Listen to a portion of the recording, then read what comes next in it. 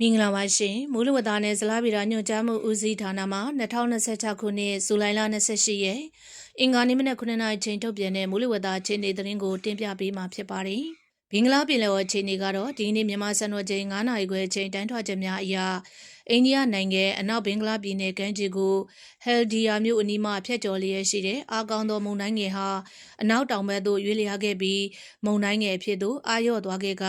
အိန္ဒိယနိုင်ငံအနောက်ဘင်္ဂလားပြည်နယ်ကမ်းခြေဟယ်ဒီယာမြို့ရဲ့အနောက်တောင်ပိုင်းမှာဆက်လက်တည်ရှိနေပါတယ်။ကပ်ပလီပင်လယ်ပြင်နဲ့ဘင်္ဂလားပင်လယ်အော်တို့မှာမုတ်တုံလေအားကောင်းနေပါတယ်။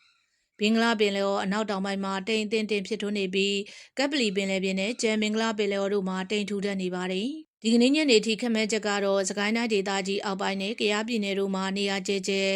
မန္တလေးတိုင်းဒေသကြီးမကွေးတိုင်းဒေသကြီးနဲ့ရှမ်းပြည်နယ်မြောက်ပိုင်းတို့မှာနေရာစိတ်စိတ်နဲ့ကြံတိုင်းဒေသကြီးနဲ့ပြည်နယ်တို့မှာနေရာအနှံ့ပြားမိုးထစ်ချုံရွာပြီးနေပြည်တော်ရန်ကုန်တိုင်းဒေသကြီးပဲခူးတိုင်းဒေသကြီးမကွေးတိုင်းဒေသကြီးအေရဝတီတိုင်းဒေသကြီးတနင်္သာရီတိုင်းဒေသကြီးကရင်ပြည်နယ်မွန်ပြည်နယ်နဲ့ရခိုင်ပြည်နယ်တို့မှာနေရာကွက်၍မိုးကြီးနိုင်ပါတယ်။ရွာရန်ရာနှုန်းပြည့်ဖြစ်ပါတယ်။မိုးတိမ်တောင်ဖြစ်ပေါ်မှုအခြေအနေကတော့ရန်ကုန်တိုင်းဒေသကြီးပဲခူးတိုင်းဒေသကြီးစကိုင်းတိုင်းဒေသကြီးအောက်ပိုင်းအေရဝတီတိုင်းဒေသကြီးတနင်္သာရီတိုင်းဒေသကြီး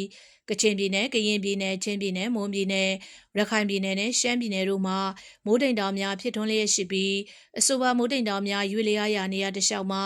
မိုးရွာသွန်းခြင်းနဲ့အတူလေပြင်းတိုက်ခတ်ခြင်းမိုးထချုံခြင်းမိုးကြိုးပစ်ခြင်းလျှက်စီးလက်ခြင်းနဲ့မိုးတိကျွေခြင်းစတဲ့မိုးလေဝသဖြစ်စဉ်များဖြစ်ပေါ်နိုင်ပါသဖြင့်ကြိုတင်သတိပြုနိုင်မှာရဲ့အကြံပြုအပ်ပါတယ်မြမပင်လယ်ပြင်မှာမြဝကျွန်းပေါ်ရခိုင်ကမ်းရိုးတန်းတလျှောက်နဲ့ကမ်းလွန်ပင်လယ်ပြင်တို့မှာရန်ဖန်ရန်ခါမိုးသက်လေပြင်းများကြာရောက်ပြီးလှိုင်းကြည့်ပါမယ်။မိုးသက်လေပြင်းကျစဉ်ရေပြင်းမြေပြင်လေဟာတနအီကို35မိုင်အထိတိုက်ခတ်နိုင်ပါတယ်။လှိုင်းမြင့်မှာမြဝကျွန်းပေါ်ရခိုင်ကမ်းရိုးတန်းတလျှောက်နဲ့ကမ်းလွန်ပင်လယ်ပြင်တို့မှာ10ပေမှ12ပေခန့်ရှိနိုင်ပါတယ်။မုဒ္ဓမာခွေမွန်တနင်္သာရီကမ်းရိုးတန်းတလျှောက်နဲ့ကမ်းလွန်ပင်လယ်ပြင်တို့မှာတခါတရံမိုးသက်လေပြင်းများကြာရောက်ပြီးလှိုင်းကြည့်ပါမယ်။မိုးသက်လေပြင်းကျစဉ်ရေပြင်းမြေပြင်လေဟာတနအီကိုမိုင်30အထိတိုက်ခတ်နိုင်ပါတယ်။လိုင်းမြင့်မှာမုဒ္ဓမာခွေမွန်တနင်္သာရီကမ်းရိုးတန်းတလျှောက်နဲ့ကမ်းလွန်ပင်လယ်ပြင်တို့မှာ10ပေမှ10ပေခန့်ရှိနိုင်ပါတယ်။နောက်နေ့ရက်အတွက်ခန့်မှန်းချက်ကတော့ရန်ကုန်တိုင်းဒေသကြီးပဲခူးတိုင်းဒေသကြီး